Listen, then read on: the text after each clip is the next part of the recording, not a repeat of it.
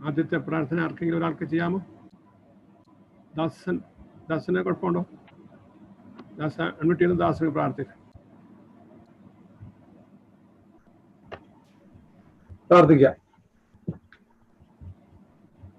കർത്താവേ, സ്വർഗീയ പിതാവേ, അനുഗ്രഹിക്കപ്പെട്ട ഒരു ദിവസത്തിന്റെ സന്ധ്യാസമയത്തിനാട് സ്തുതിക്കുന്നു, സ്തോത്രം ചെയ്യുന്നു.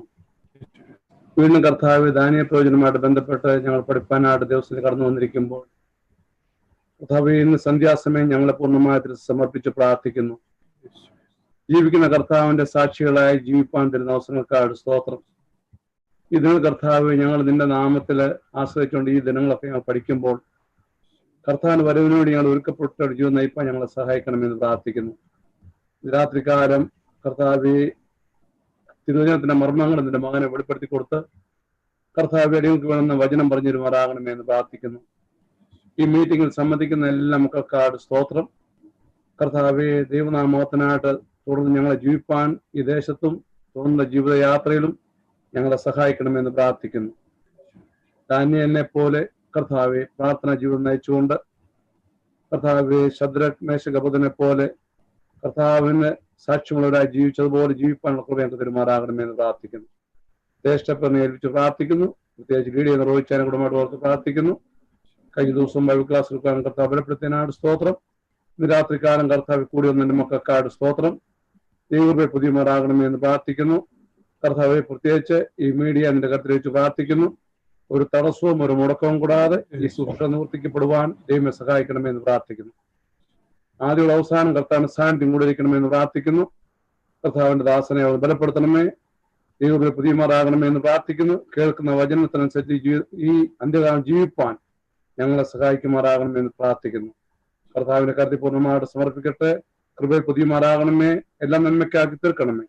സകല മാനവും മൊത്തം അർക്കപ്പെട്ട കുഞ്ഞാടിന് രക്ഷകനും വീണ്ടെടുപ്പുകാരനുമായ യേശുക്രിസ്തുവിന്റെ നാമത്തിൽ തന്നെ ആമേൻ. ആമേൻ. ആമേൻ. ദൈവനാമത്തിന് മഹത്വം ഉണ്ടാകട്ടെ. കടന്നു വരുന്ന എല്ലാ പ്രിയപ്പെട്ടവരെയും ദൈവത്തിന്റെ അതിപരിശുദ്ധ നാമത്തിൽ ഞാൻ സ്വാഗതം ചെയ്യുന്നു ഈ ബൈബിൾ ക്ലാസ്സിലേക്ക്. നമുക്ക് സമയമായല്ലോ. പ്രിയ സന്തോഷ് ഇപ്പോൾ നമ്മളോട് ദൈവവചനത്തിൽ നിന്ന് പങ്കുവെക്കുന്നതായിരിക്കും. പഠനത്തിലേക്ക് പ്രവേശിക്കാം. Over to you Santhosh. Praise the lord. വേഗം വരുന്നവനായ യേശുക്രിസ്തുവിന്റെ അതിപരിശുദ്ധ നാമത്തിൽ എല്ലാ ദൈവമക്കൾക്കും സ്നേഹവന്ദനം. ദൈവത്തിന്റെ വലിയ കൃപയാൽ ഒരു ആഴ്ചവട്ടം കൂടെ അതാത് സ്ഥലങ്ങളിൽ തമ്പുരാൻ നമ്മെ എല്ലാവരെയും കാത്തു പരിപാലിച്ചു. എല്ലാറ്റിനും നന്ദിയും സ്തുതി സ്തോത്രങ്ങളും അർപ്പിച്ചുകൊണ്ട് ഇന്നത്തെ വചന പഠനത്തിലേക്ക് നമുക്ക് പ്രവേശിക്കാം. ഇന്ന് നാം ദാനിയേൽ പ്രവചനത്തിന്റെ 3-ാം അധ്യായത്തിന്റെ അവസാന ഭാഗത്തേക്ക് എത്തി നിൽക്കുകയാണ്. കഴിഞ്ഞ ചില ആഴ്ചകളിലായി 3-ാം അധ്യായത്തെ 2 വിഭാഗങ്ങളായിട്ട് പിരിച്ച് 27 വരെയുള്ള വാക്യങ്ങൾ നാം പഠിക്കുകയുണ്ടായി. ഇന്ന് 3-ാം അധ്യായത്തിന്റെ 3-ാമത്തെയും അവസാനത്തെയും പോയിന്റിലേക്ക് നാം പ്രവേശിക്കുകയാണ്. ചാപ്റ്റർ 3-യുടെ 3rd പോയിന്റ്, നെബൂഖദ്നേസറിന്റെ 2-ാമത്തെ അനുതാപം. 3-ാമത്തെ പോയിന്റിന്റെ തലക്കെട്ട് നെബൂഖദ്നേസറിന്റെ 2-ാമത്തെ അനുതാപം. 3-ാം അധ്യായം 28 മുതൽ 30 വരെയുള്ള വാക്യങ്ങൾ. 3-ാം അധ്യായം 28 മുതൽ 30 വരെയുള്ള അവസാനത്തെ 3 വാക്യങ്ങളാണ് നാം പഠിക്കുവാനായിട്ട് താല്പര്യപ്പെടുന്നത്. തുടക്കത്തിൽ 28, 29 വാക്യങ്ങൾ ചേർത്ത് ചിന്തിക്കുവാൻ ആഗ്രഹിക്കുന്നു. 28-ാം വാക്യം ആരംഭിക്കുന്നത് ഇങ്ങനെയാണ്: അപ്പോൾ നെബൂഖദ്നേസർ കൽപ്പിച്ചത്. അപ്പോൾ എപ്പോഴാണ് കൽപ്പിച്ചത്? അതായത് രാജാവ് തീച്ചൂളയ്ക്കകത്ത് എന്ത് കണ്ടുവോ ആ കണ്ടത് ശരിയാണെന്ന് കഴിഞ്ഞ 26, 27 വാക്യങ്ങളിൽ കൂടെ ഒഫീഷ്യൽസ് എല്ലാം വെരിഫൈ ചെയ്ത് അത് സത്യമാണെന്ന് ഉറപ്പിച്ച് കഴിഞ്ഞപ്പോൾ, അപ്പോൾ അതാണ് അപ്പോളിന്റെ പിന്നിൽ മറഞ്ഞിരിക്കുന്ന എപ്പോൾ എന്നുള്ള ചോദ്യത്തിന്റെ ഉത്തരം. അപ്പോൾ ആ സന്ദർഭത്തിലാണ് നെബൂഖദ്നേസർ രാജാവ് കൽപ്പിക്കുന്നത്. എന്താണ്? ഒരു പുതിയ കൽപ്പന, വിളംബരം, വിധി, ഇവയെല്ലാം കൂടെ ചേർത്ത് രാജാവ് അവിടെ നിന്നുകൊണ്ട് തന്നെ ഗൗരവമായ ഒരു വിധി പ്രഖ്യാപിക്കുകയാണ്. അതാണ് നമുക്ക് ഇവിടെ കാണുവാൻ സാധിക്കുന്നത്. ആ വിധി പ്രഖ്യാപനത്തിൽ അടങ്ങിയിരിക്കുന്ന ഒരു ആത്മ രഹസ്യമുണ്ട്. ആ രഹസ്യം എന്താണെന്ന് ചോദിച്ചാൽ, രാജാവിന്റെ ഏറ്റുപറച്ചിലും അനുതാപവും ആ വാക്കുകളിൽ നമുക്ക് കാണുവാൻ കഴിയുന്നുണ്ട്. താനൊരു വിധി പ്രഖ്യാപിച്ചത് വളരെ പെട്ടെന്നാണ്. നമ്മളെ കഴിഞ്ഞ 2 ക്ലാസ്സുകളായിട്ട് പറയുകയുണ്ടായി, രാജാവ് മാത്രമേ ഒരു ദൈവപുത്രന്റെ രൂപത്തിലുള്ള ആളിനെ പുറത്തൊരാള് കണ്ടിട്ടുള്ളൂ. പുറത്തു വന്നപ്പോഴും ഇവരാരും കണ്ടിട്ടില്ല, അകത്ത് വെച്ചും കണ്ടിട്ടില്ല. അപ്പോൾ പുറത്തു വന്ന ഇവർ വെരിഫൈ ചെയ്ത് രാജാവിന്റെ കണ്ണുകളെ താൻ വിശ്വസിച്ച് കഴിഞ്ഞപ്പോൾ രാജാവ് തന്നിൽ വന്ന മാറ്റവും അനുതാപവും കുറ്റബോധവും എല്ലാം കൂടെ ചേർത്ത് ഒരു വിധി കൽപ്പിക്കുകയാണ്. അതായത് 3 യുവാക്കന്മാരുടെ ദൈവത്തെ സ്തുതിക്കുന്നു. അവിടെ പറഞ്ഞിരിക്കുന്ന വാക്ക് എന്താണെന്ന് അറിയാമോ? വാഴ്ത്തപ്പെട്ടവൻ. വാഴ്ത്തപ്പെട്ടവൻ. ആ പദം വളരെ ഗൗരവമേറിയതാണ്. കാരണം എന്താണ് ആ പദത്തിന് ഇത്ര ഗൗരവം? മറ്റൊന്നുമല്ല, 3-ാം അധ്യായം ആദ്യ വാക്യങ്ങൾ നാം പഠിച്ചതാണ്. ആ ആദ്യ വാക്യങ്ങൾ ഒരു 15-18 വരെയും പല പ്രാവശ്യം എടുത്തു പറയുന്നുണ്ട്. ദേവന്മാരെ സേവിക്കുക, ദേവന്മാരെ നമസ്കരിക്കുക എന്ന പദപ്രയോഗം പല പ്രാവശ്യം പറയുന്നുണ്ട്. എന്നാൽ നാം കാണുന്നു, ആരംഭത്തിൽ സ്വന്തം ദേവനെയും ബിംബത്തെയും ഉയർത്തി പറഞ്ഞ അതേ രാജാവ് 3-ാം അധ്യായം അവസാനിക്കുമ്പോൾ ഇസ്രയേലിന്റെ ജീവനുള്ള ദൈവത്തെ വാഴ്ത്തപ്പെട്ടവനെന്ന് ഉയർത്തുന്നതായിട്ട് നമ്മൾ കാണുന്നുണ്ട്. അപ്പോൾ ഓർക്കണം, ഈ സ്വർണബിംബത്തെ സ്ഥാപിച്ച് താൻ ഉദ്ദേശിച്ച ചില കാര്യങ്ങളുണ്ട്. അതിൽ കൂടെ ഈ യഹൂദന്മാരെയും ആ ബാബേൽ സംസ്ഥാനത്ത് രാജ്യത്ത് ചിതറിപ്പാർക്കുന്ന എല്ലാവരെയും, ആ പദപ്രയോഗങ്ങളൊക്കെ നമ്മൾ കണ്ടതാണ് പല ആവർത്തി. സകല വംശം, ജാതി, ഭാഷ. അപ്പോൾ ഇവരെല്ലാവരും താൻ ഉയർത്തിയ ബിംബത്തിൽ കൂടെ തന്റെ ദേവനെ സേവിക്കണം, നമസ്കരിക്കണം എന്നുള്ള ഉദ്ദേശത്തിൽ ഇറങ്ങിത്തിരിച്ച ഇവർ ഇപ്പോൾ ഇതാ രാജാവ് തന്നെ ഇസ്രയേലിന്റെ ദൈവത്തെ ഉയർത്തുന്നു, ദൈവത്തെ വാഴ്ത്തുന്ന നിലയിലേക്ക് വരികയാണ്. അങ്ങനെ നാം ഈ വാക്യം പഠിക്കുമ്പോൾ രാജാവ് ഒരേ സമയത്ത് തന്നെ 2 കാര്യങ്ങളാണ് ചെയ്യുന്നത്. അതെന്തൊക്കെയാണെന്ന് നാം അല്പമായിട്ട് പഠിക്കുവാനായിട്ട് ശ്രമിക്കുകയാണ്. 2 കാര്യങ്ങൾ ഒരേ സമയത്ത് ചെയ്യുന്നു. എന്താണ് ഈ 2 കാര്യങ്ങൾ? ഒന്നാമത്തെ, അതായത് എ 3 യുവാക്കന്മാരുടെ പ്രത്യേകതകൾ രാജാവ് പറയുകയാണ്. ഈ 3 യുവാക്കന്മാരുടെ പ്രത്യേകതകൾ രാജാവ് എടുത്തു പറയുന്നു. എന്തൊക്കെയാണത്? അതായത് നമ്മൾ കണ്ട 3-ാമത്തെ പോയിന്റിലെ 28-29 വാക്യങ്ങൾ ചേർത്ത് പഠിക്കുമ്പോൾ എ എന്ന സബ് പോയിന്റിൽ നാം പഠിക്കുകയാണ് 3 യുവാക്കളുടെ പ്രത്യേകതകൾ രാജാവ് പറഞ്ഞത്. 1, ദൈവത്തിൽ ആശ്രയിച്ചവർ.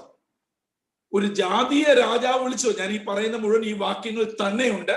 നിങ്ങൾ ശാന്തമായി വേദഭാഗങ്ങൾ പിന്നീട് വായിക്കുമ്പോൾ അത് മനസ്സിലാവും. അതായത് അവർ കണ്ടെത്തിയ, അവർ രുചിച്ച, അവർ അനുഭവിച്ച ദൈവത്തിൽ അന്ധമായി വിശ്വസിച്ചവരാണ് എന്ന് യുവാക്കന്മാരല്ല പ്രഖ്യാപിക്കുന്നത്, ഒരു ജാതീയ രാജാവ് പറയാണ്. ഈ യുവാക്കന്മാരുടെ പ്രത്യേകത അവരുടെ ദൈവത്തിൽ ആശ്രയിച്ചവരാണ്. രണ്ടാമതായിട്ട് രാജാവ് പറയുകയാണ്, ദൈവത്തെ അല്ലാതെ, അവരുടെ ദൈവത്തെ അല്ലാതെ വേറൊരു ദൈവത്തെയോ അല്ലെങ്കിൽ ദേവന്മാരെയോ ബിംബത്തെയോ നമസ്കരിക്കുകയോ ആദരിക്കുകയോ ചെയ്യാത്തവരാണവർ. പറയാണ്, അവരുടെ ദൈവത്തെ അല്ലാതെ മറ്റൊരു ദേവന്മാരെയോ ദൈവത്തെയോ വണങ്ങുകയോ നമസ്കരിക്കുകയോ ചെയ്യാത്ത 3 യുവാക്കന്മാരാണ് ഇവർ. മൂന്നാമതായിട്ട് പറയുകയാണ്, അവരുടെ ദൈവിക കാര്യങ്ങളിൽ രാജകൽപ്പന പോലും നിരസിക്കുവാൻ തയ്യാറായവർ. അവരുടെ ആത്മീയ കാര്യങ്ങൾ മുന്നിൽ നിർത്തിക്കൊണ്ട് രാജകൽപ്പന പോലും നിരസിക്കുവാൻ തയ്യാറായ യുവാക്കളാണ് ഇവർ. ശരിക്കും ഒരു രാജാവ് തന്നെ ഇത് കൽപ്പിക്കുക എന്ന് പറഞ്ഞാൽ എത്ര വലുതാണ്. ആ രാജാവിന് എല്ലാത്തിനും അധികാരമുണ്ട് എന്നറിയാം. എന്നിട്ട് പോലും രാജകൽപ്പന നിരസിക്കുവാൻ തയ്യാറായ യുവാക്കൾ. നാലാമതായിട്ട് രാജാവ് ഈ യുവാക്കന്മാരെ കുറിച്ച് പറയാണ്, ദൈവത്തിനു വേണ്ടി അവർ വിശ്വസിച്ച, അവർ ആശ്രയിച്ച, അവർ ചെറുപ്പം മുതൽ സ്വീകരിച്ച ഈ ദൈവത്തിനു വേണ്ടി സ്വദേഹം, സ്വന്തം ശരീരം പോലും ഏൽപ്പിച്ചു കൊടുത്തവരാണ് ഈ യുവാക്കന്മാർ. സ്വന്തം ശരീരം, സ്വന്തം ജീവൻ പോലും വിട്ടുകൊടുത്ത, തങ്ങൾ വിശ്വസിച്ച ദൈവത്തിനു വേണ്ടി ദണ്ഡനം സഹിക്കുവാൻ ശരീരം വിട്ടുകൊടുത്തവരാണ്. അഞ്ചാമതും അവസാനവുമായി ഈ ഭാഗത്ത് രാജാവ് ഈ യുവാക്കന്മാരെ കുറിച്ച് പറയാണ്, ഈ വിധത്തിൽ എന്ന് പറഞ്ഞാൽ വിശ്വസിക്കുന്ന തങ്ങളുടെ ദാസന്മാരെ തീക്കുണ്ടത്തിലാണെങ്കിലും ഇറങ്ങി വന്ന് വിടുവിക്കത്തക്ക വിധത്തിൽ കഴിയുന്ന മറ്റൊരു ദൈവം ഇല്ല എന്ന് തെളിയിച്ചവരാണിവർ. വളരെ ഗൗരവമുള്ള ഒരു പദപ്രയോഗമാണത്. അതായത് ഈ വിധത്തിൽ വിടുവിപ്പാൻ കഴിയുന്ന മറ്റൊരു ദൈവം ഇല്ല എന്ന് തെളിയിച്ചവർ. എന്താ അതിന്റെ കാരണം? നമ്മൾ കഴിഞ്ഞ 2 ക്ലാസ്സുകൾ പല പ്രാവശ്യം ആവർത്തിച്ചതാണ്. 3-ാം അധ്യായത്തിൽ രാജാവ് ചോദിക്കുകയാണ്, എന്റെ കയ്യിൽ നിന്ന് വിടുവിപ്പാൻ കഴിയുന്ന ദേവനാർ? ഈ ചോദ്യത്തിന് മുമ്പാകെ രാജാവ് തന്നെ മറുപടി പറയുകയാണ്, ഈ വിധത്തിൽ വിടുവിപ്പാൻ കഴിയുന്ന മറ്റൊരു ദൈവം ഇല്ല എന്ന് തെളിയിച്ച് കാണിച്ചവർ. ഈ 5 പ്രത്യേകതകൾ ഈ യുവാക്കളിൽ ഉണ്ട് എന്ന് വേദപുസ്തകത്തിൽ തന്നെ എഴുതി വച്ചിരിക്കുന്നു. ഇവിടെ എന്നോടും നിങ്ങളോടും ഒരു ചോദ്യമുണ്ട്. ഞാനും നിങ്ങളും നമ്മൾ നിൽക്കുന്ന സഭയിൽ പാരമ്പര്യം പറഞ്ഞു, കുടുംബത്തിന്റെ പാരമ്പര്യം പറഞ്ഞു, അപ്പനമ്മമാരുടെ പാരമ്പര്യം പറഞ്ഞു, നമ്മൾ ദീർഘനാളുകളായി വേദപുസ്തകം ചുമ്മിക്കൊണ്ട് നടക്കുന്ന പാരമ്പര്യം ഒക്കെ പറയുന്നുണ്ട്.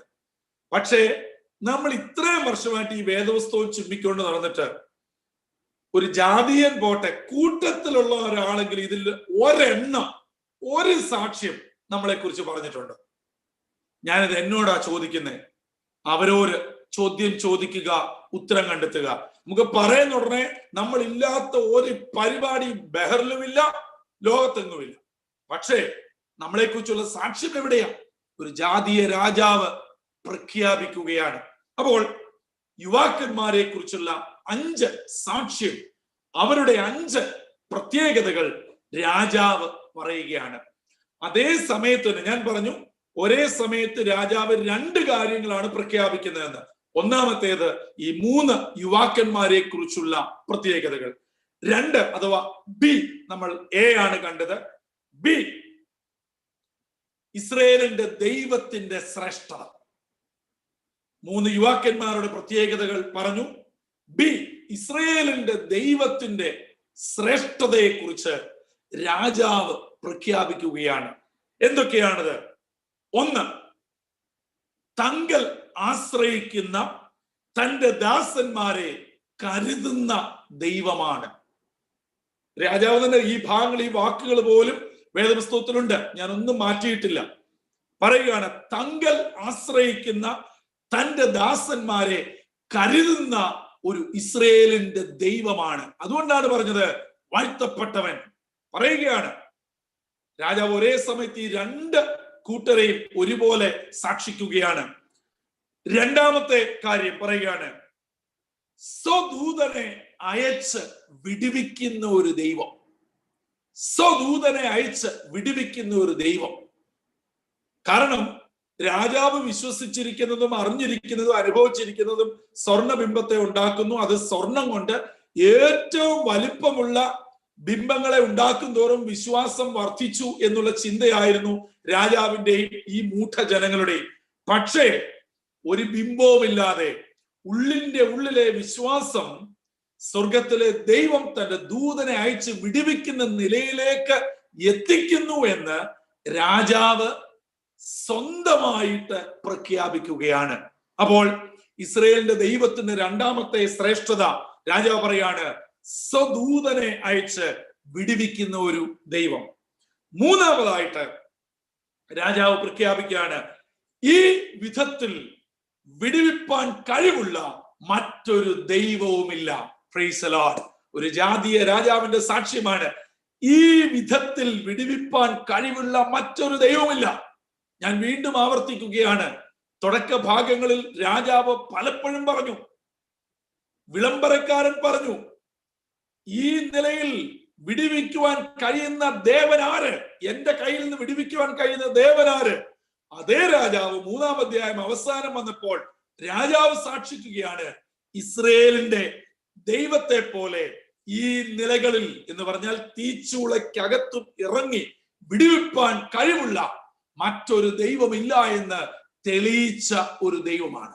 അങ്ങനെയെങ്കിൽ ഇവിടെയും ഒരു ചോദ്യമുണ്ട്, ഞാനും നിങ്ങളും വിശ്വസിക്കുന്ന നമ്മുടെ ദൈവം ആരാണ്? ആ ദൈവത്തിന്റെ വലിപ്പം എന്താണെന്ന് പ്രിയമുള്ളവരെ ഇപ്പോഴും നമ്മൾ മനസ്സിലാക്കിയിട്ടില്ല. നമുക്ക് ഒരു താൽക്കാലിക കാര്യങ്ങൾ നടക്കണം, ജോലി കാര്യങ്ങൾ ഭംഗമില്ലാതെ പോകണം, വിസ അടിക്കണം, കുഞ്ഞുങ്ങളുടെ കാര്യങ്ങൾ നടക്കണം, ആരോഗ്യം, ഇതൊക്കെ ഒന്ന് ഓക്കെ ആയിട്ട് പോയാൽ മതി. അല്ലാതെ നമ്മൾ എവിടെയാണ് വിശ്വാസത്തിൽ ഒരു തീർച്ച നമുക്ക് വന്നിട്ടുള്ളത്? ഞാൻ ഇത് പറഞ്ഞപ്പോൾ ഞാൻ തിരിച്ചു ചിന്തിച്ച ഒരു കാര്യം, നമ്മളൊക്കെ വിശ്വാസത്തിന്റെ പോരാട്ടം എന്ന് പറയും. ഇതിനോടനുബന്ധിച്ചുള്ള ഇതേ സംഭവം തന്നെയാണ് ഞാൻ ഈ പറയുന്നത്. നമ്മൾ വിശ്വാസത്തിന്റെ പോരാട്ടം എന്ന് പറയും. എന്നാൽ ഞാൻ ഒരു അനുഭവത്തിൽ നിന്ന് പൊതുവെ ആത്മീയ ലോകത്തെ പറഞ്ഞാൽ, നമ്മളിൽ 99% ആൾക്കാർക്കും ആത്മീയ ജീവിതത്തിന്റെ വിശ്വാസ പോരാട്ടം ഉണ്ടായിട്ടില്ല. നമുക്ക് ദൈനംദിന ജീവിതത്തിന്റെ പോരാട്ടമേ ഉണ്ടായിട്ടുള്ളൂ. ശരിയാണോ അല്ലയോ? നിങ്ങൾ ഈ 3-ാം അധ്യായം കൊണ്ട് പരിശോധിക്കണം. നമുക്കൊരു ആരോഗ്യ പ്രയാസം, നമുക്കൊരു ജോലി പ്രശ്നം, നമ്മുടെ മാതാപിതാക്കളുടെ പ്രശ്നം, നമ്മുടെ മക്കളുടെ പ്രശ്നം, നമ്മുടെ സാമ്പത്തിക പ്രശ്നം, നമ്മുടെ പ്രോപ്പർട്ടിയുടെ പ്രശ്നം, നമ്മുടെ പാസ്പോർട്ടിന്റെ പ്രശ്നം, നമ്മുടെ കാഴ്ചയുടെ പ്രശ്നം, ഷുഗറിന്റെ പ്രശ്നം, കിഡ്നിയുടെ പ്രശ്നം, ഇതൊക്കെ ഒരു വിശ്വാസിക്ക് ഉണ്ടാകുന്നുണ്ട്, അവിശ്വാസിക്ക് ഉണ്ടാകുന്നില്ലേ? ഏതാ വിശ്വാസിക്ക് ഉണ്ടാകത്തെ? ഇതൊന്നുമല്ല പോരാട്ടം, ഇതൊന്നുമല്ല വിശ്വാസത്തിന്റെ ശോധന. വിശ്വാസത്തിന്റെ ശോധന എന്ന് പറയുന്നത് ദൈവത്തെ മുമ്പിൽ നിർത്തിക്കൊണ്ട് ഒരു അന്യ വിധത്തിലുള്ള ഒരു പരിശോധന വരുമ്പോൾ അവിടെയാണ് വിശ്വാസത്തിന്റെ ശോധന എന്ന് പറയുന്നത്. ഇതെല്ലാവർക്കും മനുഷ്യ ജീവിതത്തിൽ ജനിച്ചിട്ടുണ്ടോ? ഈ ജീവനും മരണവും എല്ലാവർക്കും ഉള്ളതാണ്. അല്ലാതെ അതൊരു വിശ്വാസ പോരാട്ടമേ ഞാൻ പറയുന്ന ആസ് പെർ ദ ബൈബിൾ അതല്ല. വിശ്വാസ പോരാട്ടം ഇനിയും വരാനിരിക്കുന്നതേ ഉള്ളൂ. അതാണ് വിശ്വാസ പോരാട്ടം. ഇങ്ങനെ ഒരു സ്ഥിതി ഈ ബഹറിലോ നമ്മൾ അധിവസിക്കുന്ന, എന്നെ കേൾക്കുന്ന സഹോദരങ്ങളായിരിക്കുന്ന രാജ്യങ്ങളിൽ, ഈവൻ ഇനിയും നിയർ കേരളത്തിൽ പോലും ഉണ്ടായാൽ നമ്മുടെ വിശ്വാസ ജീവിതം എന്തായിരിക്കും? ഒന്ന് ഓർത്തു നോക്കിക്കേ. അപ്പോൾ ഇവിടെയാണ് വിശ്വാസത്തിന്റെ പോരാട്ടം. ഈ സമയത്ത് നമ്മളെ പീഡിപ്പിക്കുന്ന, ഞാൻ പറഞ്ഞു വരുന്നത് അവിടേക്കാണ്, നമ്മളെ പീഡിപ്പിക്കുന്ന ഒരു വ്യക്തി, ഒരു സമൂഹം, ഒരു രാഷ്ട്രീയ പാർട്ടി, ഒരു മതമേഖല, ഒരു വർഗീയവാദികൾ എന്നിവർ നമ്മളെ കുറിച്ച് സാക്ഷ്യം പറയുമോ? എന്റെ ചോദ്യം അവിടെയാ. അങ്ങനെയെങ്കിൽ അതാണ് വിശ്വാസത്തിന്റെ ശോധന. ഞാൻ പറഞ്ഞത് നിങ്ങൾക്ക് മനസ്സിലായെന്ന് വിശ്വസിക്കുന്നു. അല്ലാതെ നമ്മൾ ഇപ്പം നേരിടുന്ന അനുദിന ജീവിത പ്രശ്നം കർത്താവിന് വേണ്ടി എന്തൊക്കെയോ ചെയ്തെന്ന് എന്റെ മിഥ്യാധാരണ ശുദ്ധ അബദ്ധമാണ്. അതല്ല വിശ്വാസത്തിന്റെ ശോധന. വിശ്വാസത്തിന്റെ ശോധന കാണണമെങ്കിൽ ദാനിയേൽ പ്രവചന 3-ാം അധ്യായത്തിൽ ഈ ചെറുപ്പക്കാരെ മുന്നിൽ നിർത്തിയിട്ട് ഇങ്ങനെ എനിക്ക് ഉണ്ടായിട്ടുണ്ടെങ്കിൽ yes, you are one among dum.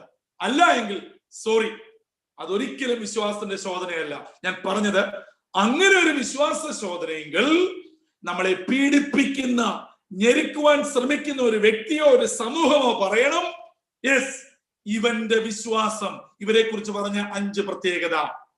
അതേ സമയത്ത് തന്നെ ഞാൻ ആ വിശ്വാസ ശോധനയിൽ തെളിയിക്കപ്പെട്ട് കാണിച്ച, ഞാൻ വിശ്വസിക്കുന്നതിന്റെ ദൈവത്തിന്റെ ശ്രേഷ്ഠത അവർ ഇതുപോലെ വിളിച്ചു പറയണം. ഈ 3 കാര്യം. അപ്പോൾ നമ്മൾ ആ വിശ്വാസ ശോധനയിൽ വിജയം പ്രാപിച്ചു, അഥവാ കൃപയാൽ മുന്നേറുവാനിടയായി. അല്ലാത്തടത്തോളം കാലം ഞാനും നിങ്ങളും അനുദിന ജീവിതത്തിൽ പടവെട്ടി ജീവിക്കുന്നു എന്ന് മാത്രമേ ഉള്ളൂ എന്ന് ഈ തരുണത്തിൽ വചന അടിസ്ഥാനത്തിൽ ഓർക്കേണ്ടതാണ്. തുടർന്ന് ഞാൻ പറഞ്ഞു വരുന്നത് A and B ആയിട്ട് 5, 3, 8 ചിന്തകൾ 3 യുവാക്കന്മാരെ കുറിച്ചും ദൈവത്തിന്റെ ശ്രേഷ്ഠതയെ കുറിച്ചും രാജാവ് ഒരേ സമയത്ത് പ്രഖ്യാപിച്ചതായി നമുക്ക് കാണുവാൻ കഴിയുന്നുണ്ട്. ചുരുക്കത്തിൽ രാജാവ് ഈ 2 കാര്യം, നമ്മൾ എയും ബിയുമായിട്ട് ചിന്തിച്ച ഈ 2 കാര്യം കൊണ്ട് എന്താണ് ഉദ്ദേശിച്ചത്? ദൈവം നേരിട്ട് ഇടപെട്ട് തന്നിൽ ആശ്രയിക്കുന്നവരെ വിടുവിക്കുമെന്നും ആ ദൈവം എല്ലായ്പ്പോഴും ഏത് സന്ദർഭങ്ങളിലും അവരോട് കൂടെ ഇരിക്കുമെന്നും രാജാവിന് നേരിട്ട് ബോധ്യമായതാണ് രാജാവ് ഈ ഒരു വിധി കൽപ്പനയിൽ കൂടെ പുറപ്പെടുവിച്ചത്. രാജാവ് നേരിട്ടാണ്, രാജാവിനെ ആരും പറഞ്ഞതല്ല, രാജാവിനെ ആരും ഈ നിലയിൽ ബ്രെയിൻ വാഷ് ചെയ്തിട്ട് പറഞ്ഞതല്ല, രാജാവിന് നേരിട്ട് ബോധ്യമായി. അപ്പോൾ ആ തനിക്ക് ബോധ്യമായത്, ഞാൻ പറയുന്ന പദപ്രയോഗങ്ങൾ ശ്രദ്ധിക്കണം, രാജാവിന് നേരിട്ട് കണ്ട് കേട്ട് മനസ്സിലായി ബോധ്യമായത് രാജാവ് ഒരു വിധിയായി കൽപ്പന പുറപ്പെടുവിക്കുകയാണ്. എന്താണ് വിധിയായിട്ട് കൽപ്പന പുറപ്പെടുവിച്ചത്? അവിടെ പറയുന്നുണ്ട്, ഏത് ജാതി, ഭാഷ, വംശം. വീണ്ടും പറയുകയാണ്, അതിനകത്തിൽ ആരും ഒഴിവുള്ളവരില്ല. 3-ാം അധ്യായം തുടക്കം മുതലേ അതാ നമ്മൾ കാണുന്നത്. ഇവിടെ തന്നെ ജാതി, ഭാഷ, വംശം എല്ലാവർക്കും ഒരുപോലെ ഇസ്രയേലിന്റെ ദൈവത്തിന് വിരോധമായി. ഇനിയും മലയാള ബൈബിൾ ചേർത്തിരിക്കുന്ന ഒരു പദപ്രയോഗമുണ്ട്, വല്ലതും പറഞ്ഞാൽ. അത് ഡബിൾ ഇൻവേർട്ടർ കോമായിൽ നാം പഠിക്കണം. വല്ലതും പറഞ്ഞാൽ. ഓർക്കണം, ഈ രാജാവിന്റെ പദപ്രയോഗം എത്ര വലുതാണെന്നറിയാമോ? ഇവിടെ രാജാവ് പറയുന്നത് ആ ദൈവത്തെ നമസ്കരിക്കാതെ ഇരുന്നാലെന്നല്ല. നമ്മൾ പലപ്പോഴും പ്രസംഗം കേട്ട് നമ്മുടെ തലയിൽ വെച്ചിരിക്കുന്ന അങ്ങനെയാണ്. നമസ്കരിക്കാതിരുന്നാലെന്നല്ല, ആരാധിക്കാതെ ഇരുന്നാലെന്നല്ല, മറ്റൊന്നുമല്ല. ഈ ദൈവത്തിനെതിരെ എന്തെങ്കിലും വാ പൊളിച്ചാൽ, ഉള്ളിലുണ്ടെങ്കിൽ പോലും അത് വാ പൊളിച്ച് പുറത്തു വന്നാൽ, നാട്ടുഭാഷയെ പറഞ്ഞാൽ അവർ ഈ ഭൂമിയിൽ ഇല്ലാതെയാക്കി. എന്താണ് പറയുകയാണ്? അവിടെ നമ്മൾ കാണുന്നത് വിധി അതാണ്.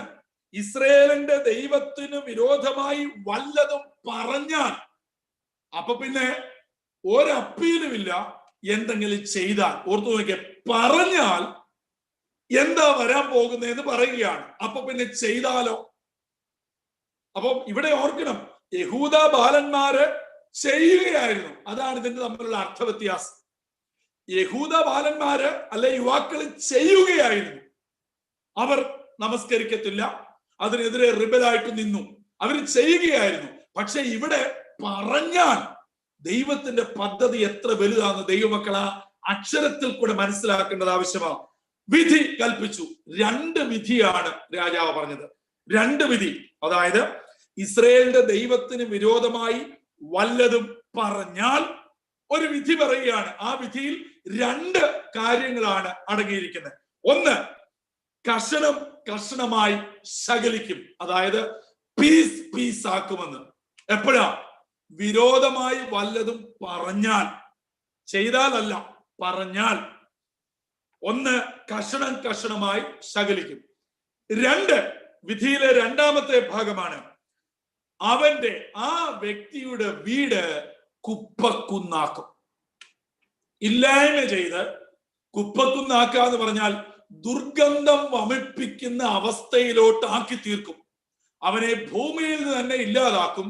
കുപ്പക്കുന്നാക്ക എന്ന് പറയുമ്പോൾ ആ ഏരിയയിൽ കൂടെ മനുഷ്യൻ പോകാതെ വേസ്റ്റ് തള്ളുന്ന ഒരു ഏരിയ ആയിട്ട് മാറ്റും. ഇതായിരുന്നു രാജാവിന്റെ വിധി. ഈ രണ്ട് വിധിയാണ്. അപ്പം ഓർക്കേണ്ട ഒരു കാര്യം, ഞാൻ ഈ വിധി ഇതിനെക്കുറിച്ച് പഠിച്ചപ്പോൾ എന്റെ മനസ്സിൽ വന്ന ഒരു കാര്യം, ഈ 3 യുവാക്കന്മാര് അവസര സേവകന്മാരായിരുന്നുവെങ്കിൽ, അവസര സേവകന്മാർ എന്ന് പറഞ്ഞാൽ തരത്തിനനുസരിച്ച് ദൈവത്തെ മാറ്റുക, ആരാധിക്കുക, അവസരം അനുസരിച്ച് ദൈവത്തെ സേവിക്കുന്നവരായിരുന്നെങ്കിൽ ഈ ബാബിലോണിൽ ജീവനുള്ള ദൈവത്തിന്റെ നാമം ഉയരുമായിരുന്നുവോ? ജീവനുള്ള ദൈവത്തെ രാജാവ് നേരിട്ട് ബോധ്യപ്പെട്ട് വാഴ്ത്തപ്പെട്ടവനെന്നും ദൈവത്തിന്റെ ശ്രേഷ്ഠതയെക്കുറിച്ചും വിശ്വസിക്കുന്ന വിശ്വാസ സമൂഹത്തിന്റെ വിശ്വാസത്തിന്റെ ആഴത്തെക്കുറിച്ചും വിളംബരം പ്രഖ്യാപിക്കുമായിരുന്നു. അപ്പം ഒരു വിധത്തിൽ ഇത് എന്നെ വേദനിപ്പിച്ചു. നിങ്ങൾക്ക് അത് എങ്ങനെ ഫീൽ ചെയ്യുമെന്ന് അറിയത്തില്ല.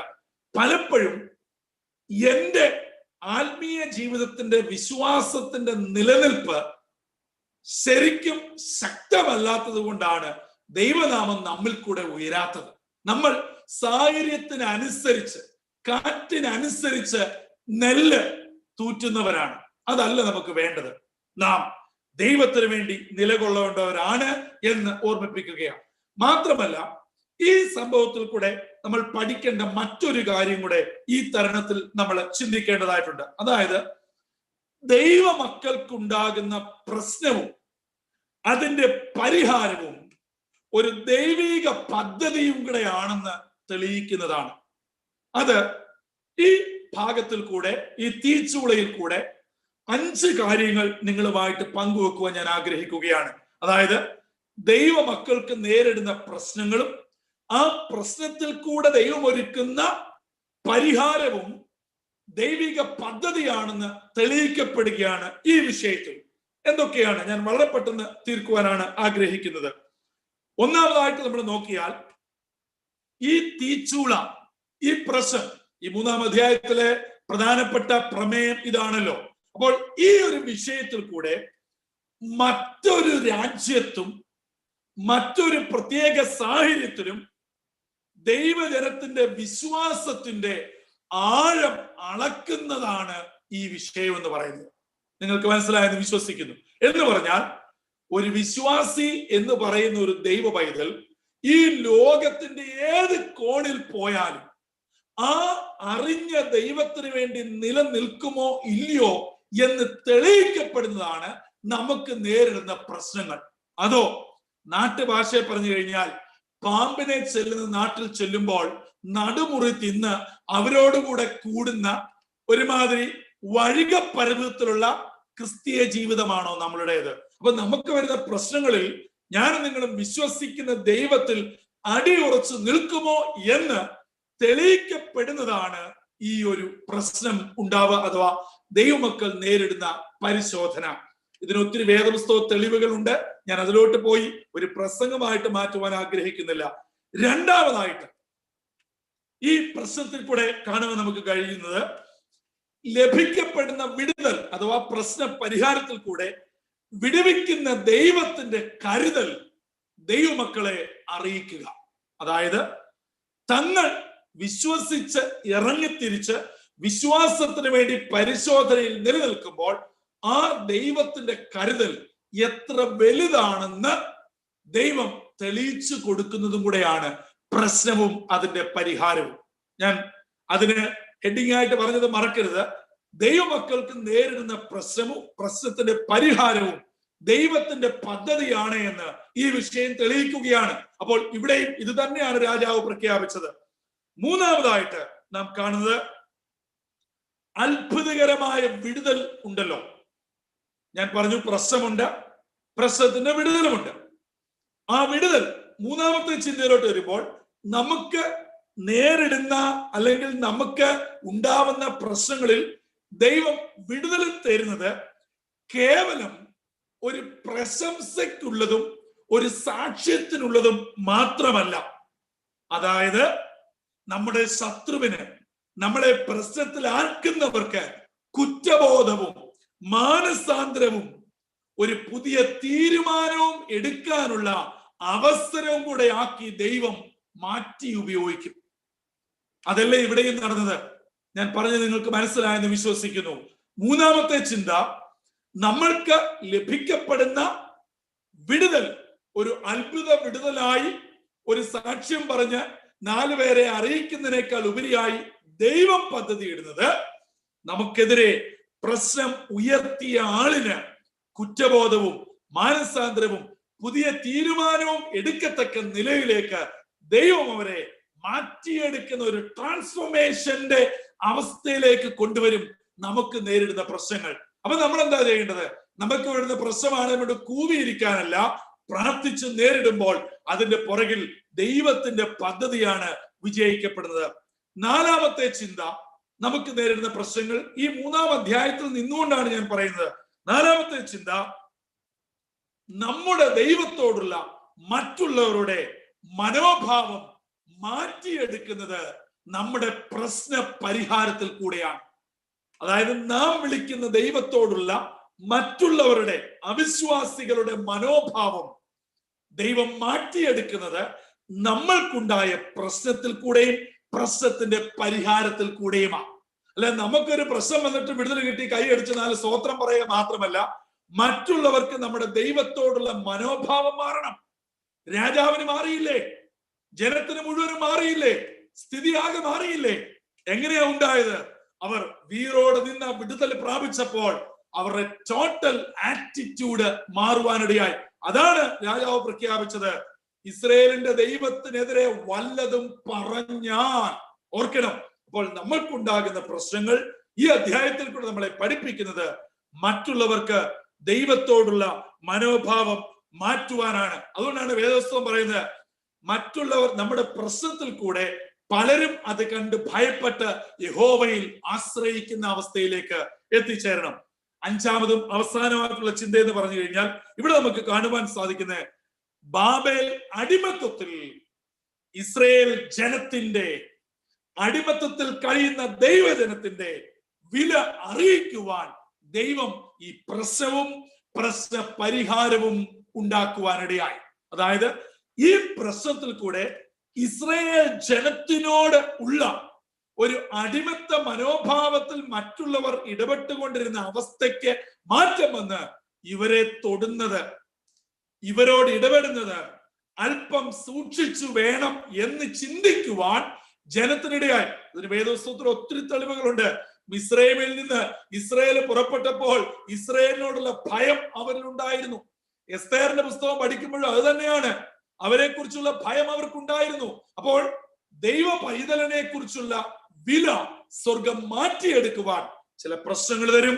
ആ പ്രശ്നത്തിന്റെ പരിഹാരത്തിൽ കൂടെ നമ്മളോടുള്ള ദൈവമക്കളുള്ള പുച്ഛം മാറ്റി, ഇവർ വിലയുള്ളവരാണ്, ഇവർക്ക് ചോദിക്കുവാൻ ഒരപ്പനുണ്ട്, അത് ഞങ്ങൾക്ക് അദൃശ്യമാണെങ്കിലും ഇവരുടെ മുമ്പാകെ ഇറങ്ങി വരുന്ന ഒരു ദൈവമുണ്ട് എന്ന് തെളിയിക്കുവാനിടയായിട്ട്. അതുകൊണ്ട് ഈ അധ്യായത്തിലെ ഈ പ്രശ്നത്തിൽ കൂടെ നമ്മളെ ഉറപ്പിക്കുന്ന 5 ചിന്തകൾ ഞാൻ നിങ്ങളുമായി പങ്കുവെച്ചു എന്നുള്ളേ ഉള്ളൂ. തുടർന്ന് ഈ 29ാം വാക്യത്തിന്റെ അവസാനത്തിലോട്ട് വരുമ്പോൾ ഇവിടെ നമ്മൾ കാണുന്ന മറ്റൊരു കാര്യം, പിന്നീട് രാജാവ് ഈ വിളംബരവും ഈ പ്രഖ്യാപനവും ഇത്രയും കാര്യങ്ങൾ പറഞ്ഞു കഴിഞ്ഞിട്ടുണ്ടല്ലോ, ഈ സ്വർണ്ണ ഇത്രയും വലിയ, നമ്മൾ അതിന്റെ വലിപ്പമൊക്കെ കണ്ട്, ഇത്രയും വലിയ സ്വർണ്ണ ബിംബത്തെ കുറിച്ച് ഒരു പരാമർശവും ഇല്ല. എന്ത് മുതല് മുടക്കിയതാ! ഒരു രാഷ്ട്രം മുഴുവനും ഇളകി മറിഞ്ഞു. രാജാവിന്റെ കൽപ്പന ചെന്നു, ആൾക്കാർ മുഴുവൻ വന്നു, ദൂര സമഭൂമിയിൽ വെച്ചു, അതിനെതിരെ പ്രവർത്തിക്കുന്നവർക്ക് വേണ്ടി തീച്ചൂളെ ഒരുക്കി, എന്തെല്ലാം കാര്യങ്ങൾ ചെയ്ത് വിളംബരം അങ്ങനെയുള്ള സകലവും ചെയ്ത ഈ ബിംബത്തെ കുറിച്ച്, ഇത്രയും പണം മുടക്കി ഉണ്ടാക്കിയ ബിംബത്തെ കുറിച്ച് ഒരക്ഷരം പിന്നെ അവിടെ കാണുന്നില്ല. ഒരുപക്ഷെ ഞാൻ വിശ്വസിക്കുകയാ, ഇതോടുകൂടി രാജാവ് അത് വിട്ടു. അത് നശിപ്പിച്ചോ ഇല്ലയോ എന്ന് നമുക്ക് പറയുവാൻ കഴിയുന്നില്ല. പക്ഷേ രാജാവ് ചിന്ത വിട്ടു. കാരണം സകല ജനത്തിനുമുള്ള വിശ്വാസം നഷ്ടപ്പെട്ടുവെന്ന് ഈ ഒരു തീച്ചൂള സംഭവത്തിൽ കൂടെ തെളിയിക്കപ്പെട്ടു. പിന്നെ ആ ബിംബത്തിന് ഒരു പ്രസക്തിയുമില്ല. നിങ്ങൾ കഴിഞ്ഞ ക്ലാസ്സുകൾ സശ്രദ്ധം കേട്ടിട്ടുണ്ടെങ്കിൽ ഞാൻ ഒരു കാര്യം എടുത്തു പറഞ്ഞിരുന്നു. അതായത് ഈ 3 യുവാക്കളെ തീച്ചൂളയിലോട്ട് കൊണ്ടുപോയവർ കരിഞ്ഞു പോയെന്ന് നമ്മൾ വായിക്കുന്നത്. ആ കരിഞ്ഞു പോയപ്പോൾ ഈ അകത്ത് പോയവർക്ക് ഒരു കുഴപ്പവും പറ്റിയില്ല. മുടി പോലും കരിഞ്ഞിട്ടില്ല, മണമേറ്റിട്ടില്ല തീയുടെ. പക്ഷെ പുറത്ത് നടന്നപ്പോൾ ആ വലിയ ദൈവമോ ദേവനോ ബിംബമോ അവരെ രക്ഷിച്ചില്ല. കാരണം അവർക്ക് വേണ്ടി അത് ചെയ്തത്. പക്ഷെ തീക്കകത്ത് പോയവർക്ക് ഒരു കുഴപ്പവും പറ്റിയില്ല. അപ്പൊ തന്നെ കാര്യങ്ങൾ മാറി മറിഞ്ഞു. അപ്പോൾ ആ ഒരു ബിംബമോ ആ ദൈവമോ കൊണ്ട് ഒരു പ്രത്യേകതയുമില്ല, ആ ദൈവത്തിനൊരു ശക്തിയുമില്ല എന്ന് തെളിയിക്കപ്പെട്ടപ്പോൾ അത്രയും വലിയ ബിംബവും എല്ലാം അപ്രസക്തമാകുകയും ഇസ്രയേലിന്റെ ജീവനുള്ള ദൈവത്തെങ്കിലേക്ക് അവർ തിരിയുകയും ചെയ്യും. ഓർക്കണം, ഒരു രാഷ്ട്രം മുഴുവനും ഈ വിധത്തിലുള്ള വാദ്യോപകരണങ്ങൾ ഉപയോഗിച്ചപ്പോൾ മുട്ടുമടക്കിയവർ ഇപ്പോൾ ആ ദൈവത്തിന്റെ നാമം പോലും, ആ ബിംബത്തിന്റെ നാമം പോലും ഇല്ലാത്ത അവസ്ഥയിലേക്ക് വന്നു. അപ്പോൾ ഞാൻ പറഞ്ഞത്, അവർ ഇവിടെ വെച്ച് ഒരു സത്യം തിരിച്ചറിഞ്ഞു. ജനം കാണുകയാണ്, ആർക്കൊന്നും തിരിച്ചു പറയാൻ പറ്റുന്നില്ല. ആ സത്യം തിരിച്ചറിഞ്ഞപ്പോൾ കളയേണ്ടതിനെ അവർ കളഞ്ഞു. ഞാൻ അങ്ങനെ വിശ്വസിക്കാനാണ് ഇഷ്ടപ്പെടുന്നത്. പിന്നീട് ആ ബിംബവുമായിട്ട് ബന്ധപ്പെട്ടൊന്നും കാണുന്നില്ല. അപ്പോൾ ആ സത്യം തിരിച്ചറിഞ്ഞപ്പോൾ രാജാവ് ഉൾപ്പെടെ വിധി പ്രഖ്യാപിച്ചപ്പോൾ അവർ വേണ്ടാത്തതിനെ കളഞ്ഞു. അവർ കണ്ടെത്തിയതിനു വേണ്ടി നിന്നോ നിന്നില്ലയോ, പക്ഷേ അവർ വേണ്ടാത്തതിനെ വീണ്ടും ചുമ്മുവാൻ, അവരെ ആരാധിക്കുവാൻ തയ്യാറായില്ല.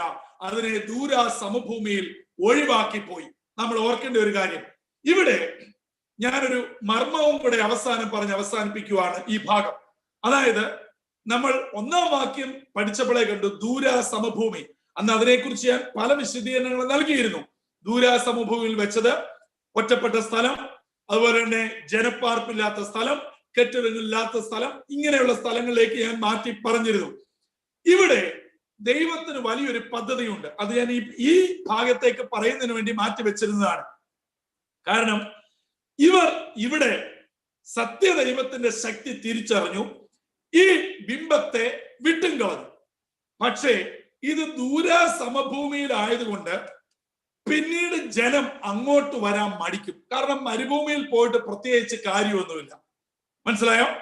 അതേസമയം ഇത് ബാബേൽ സംസ്ഥാനത്തിന്റെ ഏതെങ്കിലും ഹൃദയഭാഗത്തായിരുന്നുവെങ്കിൽ പിന്നീട് അതുവഴി ഇതുവഴി ഒക്കെ പോകുന്ന ഉടനെ അറിയാതെ ആരെങ്കിലും ഒന്ന് കുമ്പിടാനോ ഒരു 10 പൈസ ഇടാനോ നമസ്കരിക്കാനോ ഇടയായേനെ. സ്വർഗത്തിലെ ദൈവം ഇതിനെ ഒരു ഒഴിഞ്ഞ കോണിൽ എന്നേക്കുമായിട്ട് കൊണ്ടങ്ങ് തള്ളിക്കളഞ്ഞു. പിന്നിവർ ആ ഏരിയയിൽ കൂടെ പോകാത്ത വിധത്തിൽ ദൂര സമഭൂമിയിലെ ഒരു വെറുക്കപ്പെട്ട തള്ളപ്പെട്ട ഒരു ബിംബമായി ഇതങ്ങ് മാറി. അതുകൊണ്ട് ഞാനും നിങ്ങളും ദൈവത്തെ, സത്യദൈവത്തെ അറിഞ്ഞാൽ വേണ്ടാത്തത് നമ്മുടെ കയ്യിലുള്ളത് കളയണം. അത് ഞാൻ 2 വാക്യം ഒരു ഉദാഹരണമായിട്ട് പറഞ്ഞുകൊണ്ട് അവസാനത്തെ വാക്യത്തിലോട്ട് പ്രവേശിക്കുകയാണ്. അതായത് നമ്മൾ ഉൽപ്പത്തി പുസ്തകം 22-ാം അധ്യായം 4-5 വാക്യങ്ങൾ പഠിക്കുമ്പോൾ നാം കാണുന്നുണ്ട്, അബ്രഹാം തന്റെ വാഗ്ദത്ത സന്തതിയായ ഇസ്ഹാക്കുമായിട്ട് യാഗത്തിന് പോവുകയാണ്. യാഗത്തിന് പോകുമ്പോൾ ചരിത്രമൊക്കെ നമുക്കറിയാം. അവിടെ മലയുടെ അടിവാരത്തിലെത്തിയപ്പോൾ ബാല്യക്കാരോട് പറയുന്നുണ്ട്, നിങ്ങൾ ഇവിടെ നിൽക്കുക, ഞാനും മകനും അവിടത്തോളം പോയി യാഗം കഴിഞ്ഞ് മടങ്ങി വരാം. ഒഴിവാക്കേണ്ടവരെ ഒഴിവാക്കേണ്ടിടത്ത് വെച്ച് ഒഴിവാക്കി. കാരണം ഇവരും കൂടെ മുകളിലോട്ട് പോയെങ്കിൽ ഇതുവരെയുള്ള യാഗമല്ല നടക്കുന്നത്, മകനെ പിടിച്ചാ യാഗം കഴിക്കുന്നത്. അപ്പോൾ ഈ മകനെ പിടിച്ച് യാഗത്തിനായിട്ട് വെക്കുമ്പോൾ തീർച്ചയായിട്ടും ബാല്യക്കാര് അബ്രഹാം അപ്പച്ചനെ കയറി പിടിക്കും, യാഗം മുടങ്ങും. അപ്പോൾ ഒഴിവാക്കേണ്ടവരെ ഒഴിവാക്കേണ്ടിടത്ത് വെച്ച് ഒഴിവാക്കി. പുതിയ നിയമത്തിൽ നിന്ന് ഒരു ചിന്തയും കൂടെ, നിങ്ങൾ ലൂക്കോസിന്റെ സുവിശേഷം 7-ാം അധ്യായം 13 മുതൽ 15 വരെയുള്ള വാക്യങ്ങൾ വായിക്കുമ്പോൾ അവിടെ നയൻ പട്ടണത്തിലെ വിധവയുടെ മകൻ മരിച്ച് അടക്കത്തിന് പോകുന്ന ഒരു വിലാപ യാത്രയാണ് നമ്മൾ കാണുന്നത്.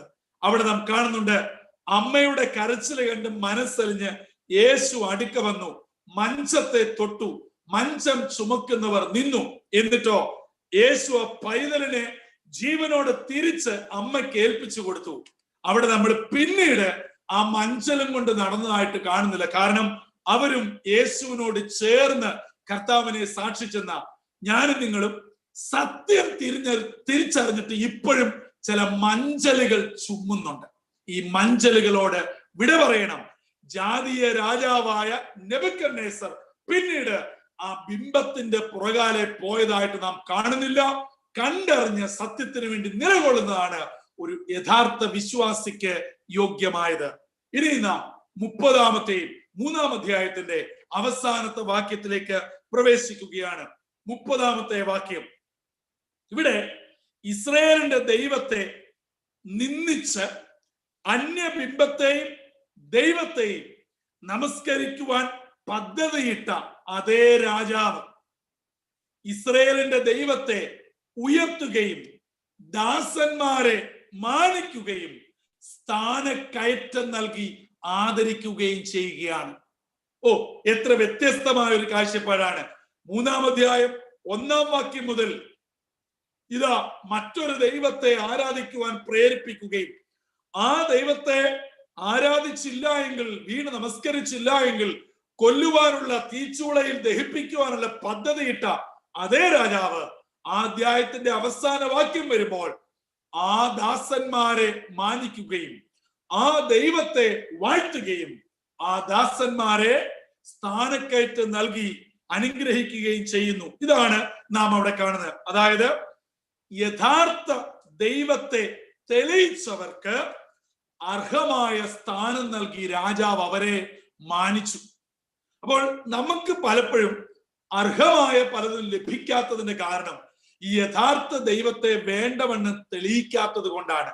നമ്മൾ കൂടെ ദൈവനാമം ദൈവം ആഗ്രഹിക്കുന്നത് പോലെ മഹത്വപ്പെടാത്തപ്പോഴാണ് നമ്മളും മഹത്വപ്പെടാതെ ഒതുങ്ങിപ്പോകുന്നത് എന്നൊരു സത്യം അവിടെ ഒളിഞ്ഞിരിപ്പുണ്ട്. എന്നാൽ ഈ അവസാനത്തെ വാക്യത്തെ നാം ഒന്ന് ഡിവൈഡ് ചെയ്ത് പഠിച്ചാൽ വളരെ ആത്മീയ കാര്യങ്ങൾ അതിനകത്ത് ഉൾക്കൊണ്ടിട്ടുണ്ട്. ഞാൻ വളരെ പെട്ടെന്ന് അത് പറഞ്ഞ് അവസാനിപ്പിക്കുവാൻ ആഗ്രഹിക്കുകയാണ്. 2-ാം അധ്യായം 48-ാം വാക്യം വായിച്ചാൽ, 2-ാം അധ്യായം 48-ാം വാക്യത്തിൽ ദാനിയേലിനെ രാജാവ് പുതിയ സ്ഥാനത്തേക്ക് ആക്കി വെച്ചു എന്നാണ്. ആക്കി വെച്ചു എന്നുള്ളത് സിംഗിൾ ഇൻവേർട്ടർ കോമായി നിങ്ങൾ പഠിക്കണം. രാജാവ് ആക്കി വെച്ചു എന്ന് നാം കാണുന്നുണ്ട്. എന്നാൽ 3-ാം അധ്യായം 30-ാം വാക്യത്തിൽ 3 യുവാക്കളെ രാജാവ് കൽപ്പിച്ചു, പുതിയ സ്ഥാനം കൽപ്പിച്ചു കൊടുത്തു എന്നാണ് പറയുന്നത്.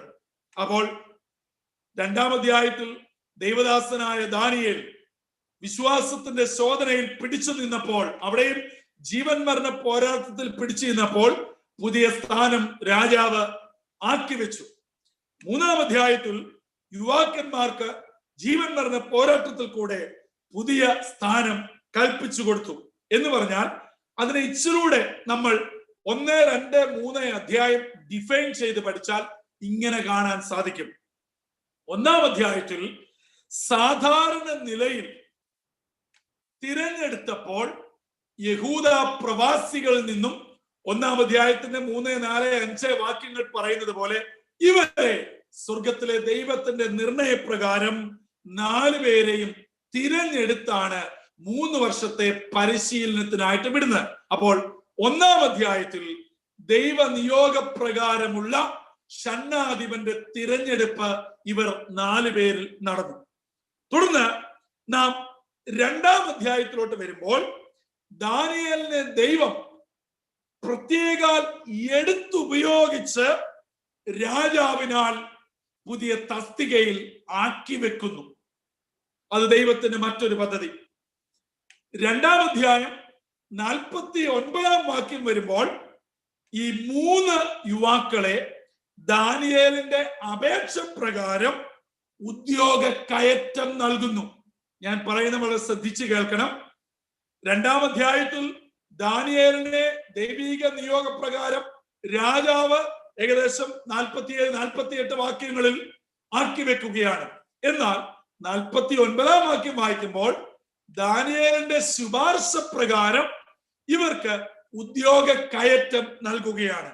എന്നാൽ 3-ാം അധ്യായത്തിലോട്ട് വരുമ്പോഴോ ദൈവത്തിന്റെ വലിയ കൃപയാൽ ഈ 3 യുവാക്കളെ ദൈവം ഉപയോഗിച്ച് അവരെ രാജാവ് തന്നെ ദാനിയേലിനെ എങ്ങനെ ഉയർത്തിയോ അതുപോലെ ഇവരെയും ഉയർത്തുന്നതായി 3-ാം അധ്യായത്തിന്റെ അവസാനത്തിൽ നമുക്ക് കാണുവാൻ കഴിയുന്നുണ്ട്.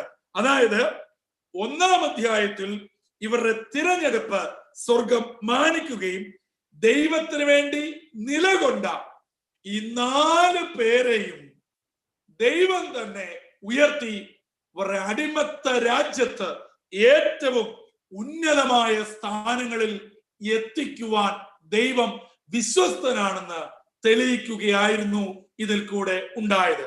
അങ്ങനെ നാം 3-ാം അധ്യായം ഇവിടെ അവസാനിക്കുകയാണ്. 3-ാം അധ്യായം 1 മുതൽ 30 വരെയുള്ള വാക്യങ്ങൾ ഈ നിലയിൽ അവസാനിച്ച് 3 അധ്യായങ്ങളിൽ കൂടെ ഇവരെ ദൈവം ഉയർത്തിയത് ക്രോഡീകരിച്ച് നാം ഇവിടെ അവസാനിക്കുകയാണ്. നാം വളരെ പെട്ടെന്ന് പോകുന്നത് കൊണ്ട് ഞാൻ 4-ാം അധ്യായത്തിലോട്ട് പ്രവേശിക്കുകയാണ്. ദാനിയേൽ പ്രവചനം 4-ാം അധ്യായത്തിലേക്ക് നമുക്ക് പ്രവേശിക്കാം. 4-ാം അധ്യായത്തിന്റെ പ്രധാന തലക്കെട്ട് എന്ന് പറയുന്നത് വൃക്ഷ സ്വപ്നം. 4-ാം അധ്യായത്തിന്റെ തലക്കെട്ട് അങ്ങനെയാണ്. എന്നാൽ ആ അധ്യായത്തെ നാം പഠിക്കുമ്പോൾ ഒരു തലക്കെട്ടും കൂടെ ആവശ്യമാണ്.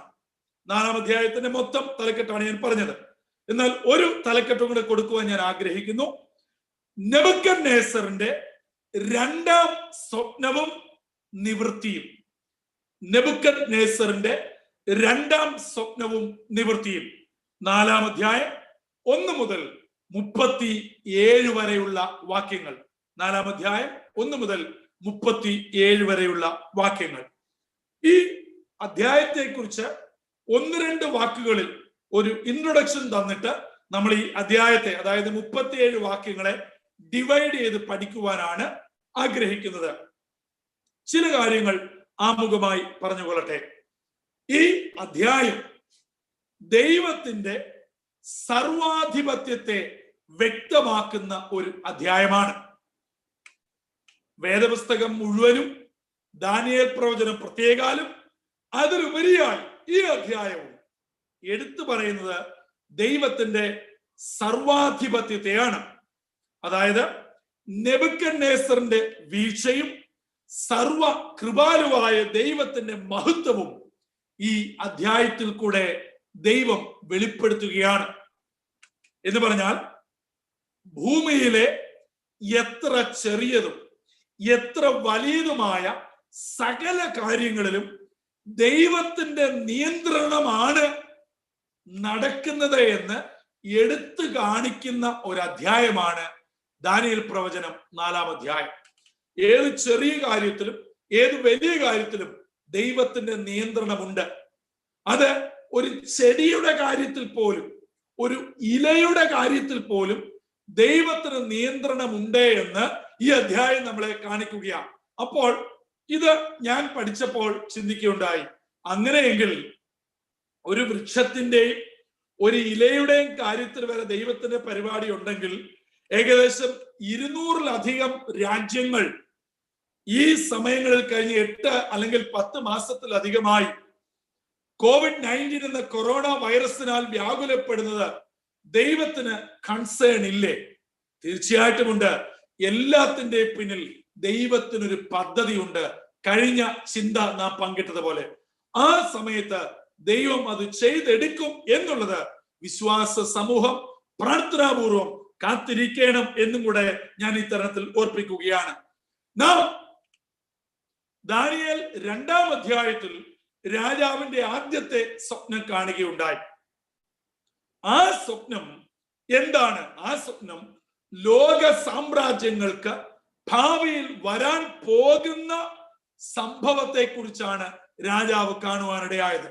രാജാവിന്റെ കാലഘട്ടം മുതൽ ശരിക്കും പറഞ്ഞാൽ യേശുക്രിസ്തുവിന്റെ വരവ് വരെയുള്ള ഭാവി സംഭവങ്ങളെ കാണിക്കുന്നതായിരുന്നു 2-ാം അധ്യായത്തിലെ രാജാവിന്റെ സ്വപ്നം. എന്നാൽ 4-ാം അധ്യായത്തിലെ ഈ സ്വപ്നം എന്ന് പറയുന്നത് രാജാവിന് വ്യക്തിപരമായി സംഭവിക്കുവാൻ പോകുന്ന ദൈവിക ന്യായവിധിയെ കുറിച്ചാണ് 4-ാം അധ്യായത്തിൽ താൻ കാണുന്ന സ്വപ്നം. അത് നമുക്ക് പഠനത്തിൽ കൂടെ മനസ്സിലാക്കുവാൻ സാധിക്കുന്നുണ്ട്. എന്നാൽ ഈ സ്വപ്നം ഏത് വർഷമാണ് അല്ലെങ്കിൽ ഏത് ആണ്ടിലാണ് കണ്ടത് എന്ന് വിശുദ്ധ വേദപുസ്തകത്തിൽ നമുക്ക് കാണുവാൻ കഴിയുന്നില്ല. ഒരു കൃത്യമായ രേഖപ്പെടുത്തൽ നമുക്ക് കാണുന്നില്ല. എന്നാൽ ഈ 4-ാം അധ്യായം പഠിക്കുമ്പോൾ വേദപണ്ഡിതാക്കൾ, വേദജ്ഞാനികൾ ഒരു ഏകദേശ കാലഘട്ടം കണ്ടെത്തിയിട്ടുണ്ട്. അതായത് നെബൂഖദ്നേസർ രാജാവ് മരിക്കുന്നതിന് ഏകദേശം 8 വർഷങ്ങൾക്ക് പിറകിലായി, അതായത് BC 553-ാം ആണ്ടോട് കൂടി ആയിരിക്കണം. അത് അങ്ങനെയാണ് എന്ന് കൃത്യമായിട്ട് പറയുന്നില്ല, പക്ഷെ മരിച്ച വർഷം കറക്റ്റ് ആയിട്ട് നമുക്കുണ്ട്. അത് നിങ്ങൾ നേരത്തെ കണ്ടിട്ടുണ്ട്. അപ്പോൾ അതിന് പിറകിൽ 8 വർഷം പിറകിലായിരിക്കാം ഈ സ്വപ്നം നടന്നത് എന്നാണ് വേദപണ്ഡിതാക്കൾ ഈ അധ്യായത്തിൽ നിന്നും അനുമാനിക്കുന്നത്. അങ്ങനെ പറയാനുള്ള കാരണം, 8 വർഷം പുറകിലാണ് എന്ന് പറയാനുള്ള കാരണം എന്താണെന്ന് ചോദിച്ചു കഴിഞ്ഞാൽ, ഈ സ്വപ്നത്തിലും ഈ അധ്യായത്തിലും എടുത്തു പറയുന്നുണ്ട്, രാജാവ് തന്റെ പ്രതാപത്തിന്റെ അത്യുച്ച കോടിയിൽ നിൽക്കുമ്പോഴാണ് ഈ സ്വപ്നം കാണുന്നത്. അത് കഴിഞ്ഞ് ഏകദേശം 7 വർഷത്തോളം ഈ അവസ്ഥയിൽ കൂടെ കടന്നു പോകുന്നുണ്ട്. അപ്പോൾ തന്റെ പ്രതാപത്തിന്റെ മഹത്വത്തിന്റെ ഉച്ചകോടിയിൽ നിൽക്കുന്ന സമയവും അത് കഴിഞ്ഞിട്ടുള്ള ഈ അധ്യായത്തിൽ പറയുന്ന കാലക്കണക്കും കൂടെ കൂട്ടിയോജിപ്പിക്കുമ്പോൾ രാജാവിന്റെ മരണത്തിന് ഏകദേശം 8 വർഷം പുറകിലായി ഈ സ്വപ്നം കാണുവാനുള്ള സാധ്യതയാണ് ഉള്ളത് എന്ന് തെളിയിക്കപ്പെടുന്നു. അതിന് ഞാൻ ഈ അധ്യായത്തിലെ തന്നെ 3 വാക്യങ്ങൾ അതിനെ ഉപോത്ബലകമായി നൽകുവാൻ താല്പര്യപ്പെടുന്നു. 4-ാം അധ്യായം 4-ാം വാക്യം, 21-ാം വാക്യം, 30-ാം വാക്യം. വാക്യങ്ങൾ ആവർത്തിക്കുന്നു. 4-ാം അധ്യായം 4-ാം വാക്യം, 21-ാം വാക്യം, 30-ാം വാക്യം.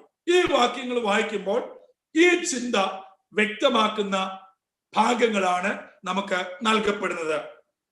ഇനിയും 1-ാമത്തെ പോയിന്റിലേക്ക് പ്രവേശിക്കുകയാണ്.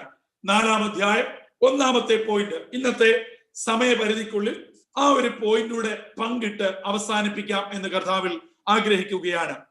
4-ാം അധ്യായത്തിന്റെ 1-ാമത്തെ പോയിന്റ് രാജവിളംബരം. രാജവിളംബരം. 4-ാം അധ്യായം 1 മുതൽ 3 വരെയുള്ള വാക്യങ്ങൾ. 4-ന്റെ 1 മുതൽ 3 വരെ.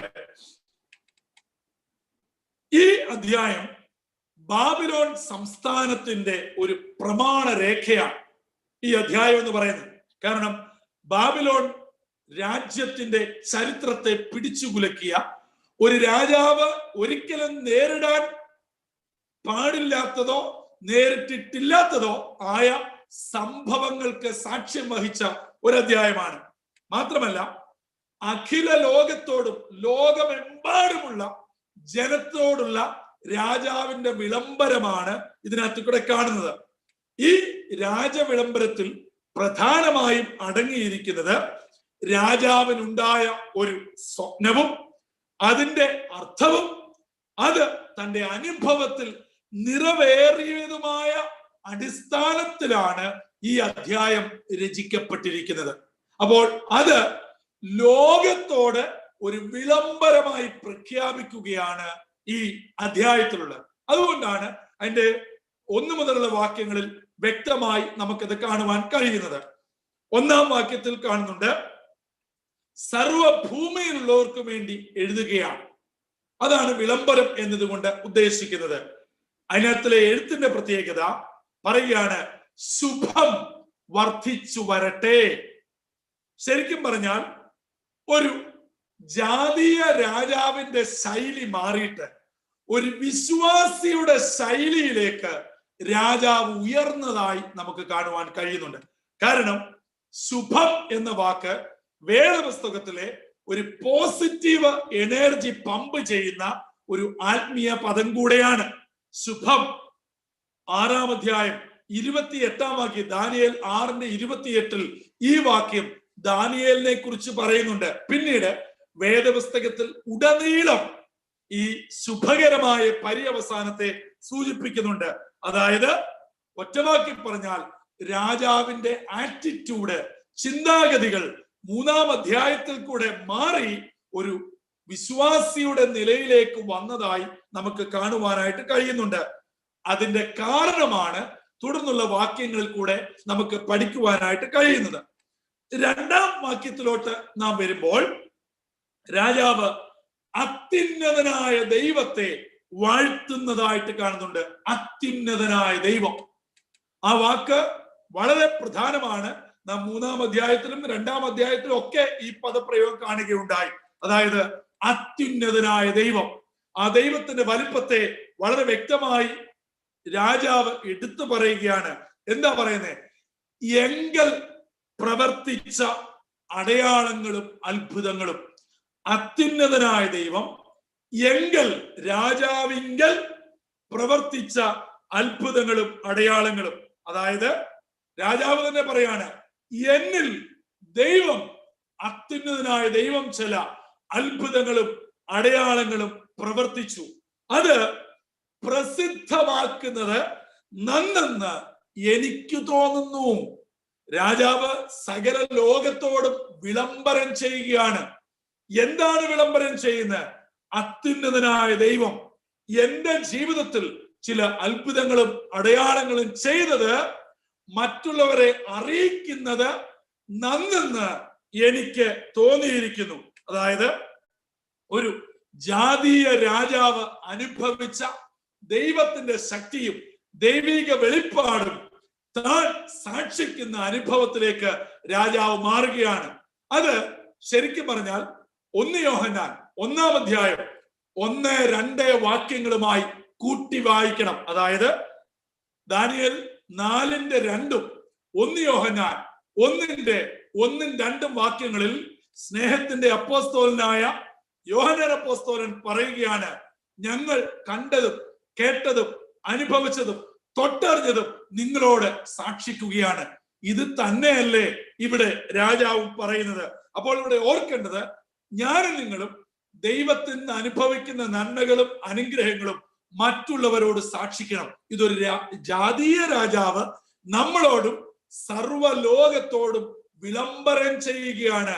ഞാൻ അനുഭവിച്ചത്, എങ്കിൽ ഈ അത്യുന്നതനായ ദൈവം പ്രവർത്തിച്ചത്, അടയാളങ്ങളും അത്ഭുതങ്ങളും ചെയ്തത് ഞാൻ നിങ്ങളോട് പങ്കുവെക്കുകയാണ്. 3-ാം അധ്യായത്തിലോട്ട് വരുമ്പോൾ, 3-ാം വാക്യത്തിലോട്ട് വരുമ്പോൾ അവിടെ കാണുന്നത്, അത്യുന്നതനായ ദൈവത്തെ എത്ര സ്തുതിച്ചിട്ടും മതി വരാത്ത ഒരു രാജാവിനെ. എത്ര പറഞ്ഞിട്ടും ഈ രാജാവിന് മതി വരുന്നില്ല. അത് നമ്മൾ കാണുന്നുണ്ട്. അതായത് ദൈവത്തിന്റെ സാമ്രാജ്യം, ആധിപത്യം ദീർഘകാലം നിലനിൽക്കുമെന്ന് രാജാവ് ഈ 4-ാം അധ്യായത്തിലെ സ്വപ്നത്തിൽ കൂടെ തിരിച്ചറിയുകയാണ്. അതായത് താൻ കരുതി തന്റെ സാമ്രാജ്യവും തന്റെ രാജ്യത്വവും തന്റെ ഈ പ്രതാപവും എന്നും നിലനിൽക്കുമെന്ന്. പക്ഷേ രാജാവ് ബോധ്യപ്പെടുകയാണ്, ഒരിക്കലും തൻ്റെതല്ല നിലനിൽക്കുന്നത്. ദൈവത്തിന്റെ ആധിപത്യം, ദൈവത്തിന്റെ ശക്തി, ദൈവത്തിന്റെ നിയന്ത്രണമാണ് ഭൂമിയിൽ നിലനിൽക്കുന്നത്. അത് സകല ലോകവും അറിയണമെന്നുള്ള വിളംബരമാണ് 4-ാം അധ്യായത്തിന്റെ 1 മുതൽ 3 വരെയുള്ള വാക്യത്തിൽ കൂടെ കാണുന്നത്. അതായത് ഒരു ഭൂമിയിലെ രാജാവായ ചക്രവർത്തിയായ തന്റെ പ്രതാപമല്ല, സ്വർഗത്തിലെ ദൈവത്തിന്റെ തീരുമാനം മാത്രമേ നിലനിൽക്കുകയുള്ളൂ. ഒരു ഉന്നതനായ രാജാവ് തന്റെ പ്രതാപത്തിൽ ഇരുന്നാലും ഈ ദൈവം വിചാരിച്ചാൽ സെക്കൻഡ് കൊണ്ട് ഒരു മൃഗത്തെ പോലെ പുല്ല് തീറ്റിക്കുന്ന അവസ്ഥയിലേക്ക് എത്തിച്ചേർക്കുവാൻ, താഴ്ത്തിക്കെട്ടുവാൻ ഈ ദൈവം മതിയായ അത്യുന്നതനായ ദൈവമാണെന്ന് താൻ തിരിച്ചറിഞ്ഞത് ലോകത്തോട് വിളിച്ചു പറയുകയാണ്.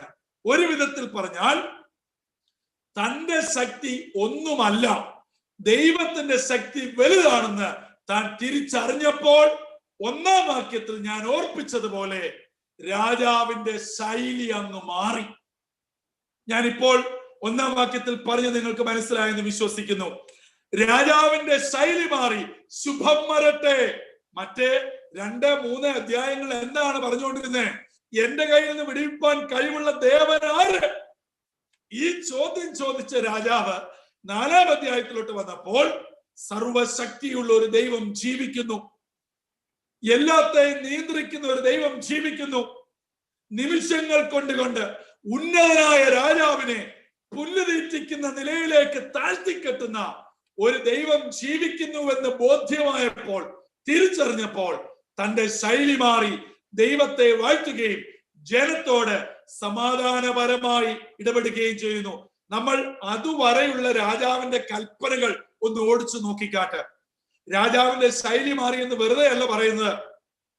2-ാം അധ്യായത്തിലും 3-ാം അധ്യായത്തിലും രാജാവ് കൽപ്പന പുറപ്പെടുവിച്ചത് മുഴുവനും ഇപ്പോൾ ഈ യഹൂദ യുവാക്കന്മാരുടെ കാര്യത്തിലും കൊല്ലും, ശകലിക്കും, തീയിലിടും, കൊന്നുകളയും, ഇങ്ങനെയുള്ള ഹിംസിക്കുന്ന കൽപ്പനകൾ പുറപ്പെടുവിച്ച രാജാവ് 4-ാം അധ്യായത്തിൽ ശുഭം വരട്ടെ, ശുഭം വർദ്ധിച്ചു വരട്ടെ എന്നുള്ള ഒരു പോസിറ്റീവ് ആംഗിളിലേക്ക് സ്വർഗത്തിലെ ദൈവം എടുത്തുപയോഗിച്ചു.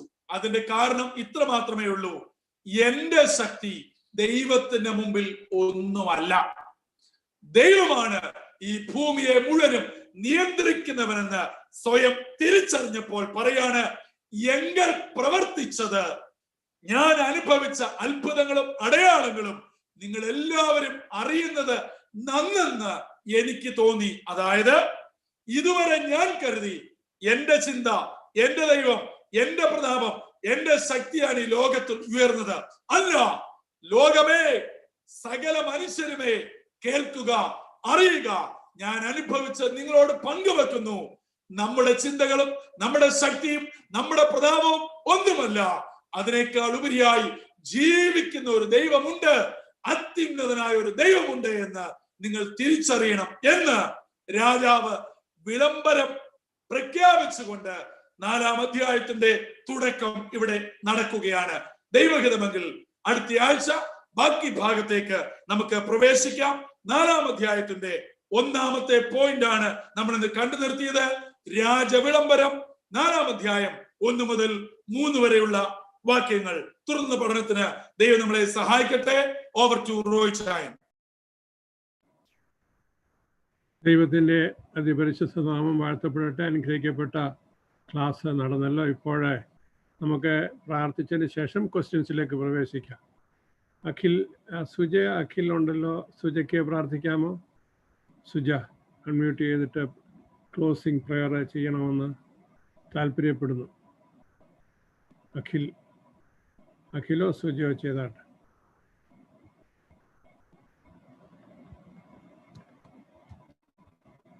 നമുക്ക് പ്രാർത്ഥിക്കാം. ദൈവമേ, സ്വർഗ്ഗസ്ഥനായ പിതാവേ, കർത്താവേ, നല്ലൊരു സന്ധ്യാസമയം അടിങ്ങൾക്ക് തന്നതിനായിട്ട് അടികൾ സ്തോത്രം ചെയ്യുന്നു കർത്താവേ. കർത്താവേ, മനോഹരമായ സന്ധ്യാസമയം കർത്താവേ, ദാനിയേൽ പ്രവാചകന്റെ ക്ലാസ് ആയിട്ട് നിങ്ങൾക്ക് കൂടി വരുവാനും ക്ലാസ് കേൾക്കുവാനും യുവജനം പഠിക്കുവാനും ഉള്ള അവസരം ഒരുക്കി തന്നതിനായിട്ട് സ്തോത്രം ചെയ്തു കർത്താവേ. കർത്താവേ, ഹല്ലേലൂയ. ഞങ്ങൾ ദാനിയേൽ പ്രവാചകന്റെ പുസ്തകം പഠിക്കുമ്പോൾ അത് പൂർണ്ണ മനസ്സോടെ ഞങ്ങൾക്ക് ഇരുന്ന് പഠിക്കുവാനുള്ള കൃപ ഞങ്ങൾക്ക് തന്നതിനായിട്ട് സ്തോത്രം കർത്താവേ. കർത്താവേ, ഇന്നത്തെ ക്ലാസ് അനുഗ്രഹമായി തീരുവാൻ സഹായിച്ചതിനായിട്ട് സ്തോത്രം കർത്താവേ. വചനം ഇനിയും കൂടുതൽ പഠിക്കുവാനും വചനം മനസ്സിലാക്കി പഠിക്കുവാനും കർത്താവേ, അതിനുള്ള ബലവും ശക്തിയും കഴിവും അടിങ്ങൾക്ക് തരണ കർത്താവേ. ഇന്ന് കൂടി വന്നിരിക്കുന്ന എല്ലാവരെയും അനുഗ്രഹിക്കും പറയണ കർത്താവേ. കർത്താവേ, അടുത്ത ക്ലാസ്സിൽ കാണുന്നവരെ കർത്താവേ, ദൈവത്തിന്റെ കൃപയും കാരണയും കൊണ്ടുണ്ടായിരിക്കുന്ന കർത്താവേ, ദൈവത്തിന്റെ ദൂതന്മാരാൽ അടിങ്ങൾക്ക് അവലർത്തുന്ന കർത്താവേ. ഇന്ന് കൂടി വരാൻ സാധിക്കാത്ത എല്ലാവരെയും അടിങ്ങൾ ഏൽപ്പിച്ച് പ്രാർത്ഥിക്കുന്ന കർത്താവേ. അടുത്ത ക്ലാസ്സിനും കർത്താവേ, അവർക്ക് എല്ലാവർക്കും കൂടി വരുവാനും അതിനുള്ള അവസരം എല്ലാം ഒരുക്കി തരണ കർത്താവേ. പ്രാർത്ഥന കേട്ടതിനായിട്ട് സ്തോത്രം. എല്ലാം കർത്താവേ, എല്ലാം യേശുവിന്റെ നാമത്തിൽ അടിങ്ങൾ താഴ്മയെല്ലാം അപേക്ഷിക്കുന്ന ഞങ്ങൾ കാണുമേ. ആമേൻ. Thank you Akhil. ഇനിയും ക്വസ്റ്റ്യൻ ചോദിക്കാനുള്ള സമയമാണ്, അതിനുള്ള അവസരമാണ്. താല്പര്യമുള്ളവർക്ക് ചോദ്യങ്ങൾ ചോദിച്ച് സംശയങ്ങൾ തീർക്കാം, സംശയങ്ങൾക്ക് നിവർത്തി വരുത്താം.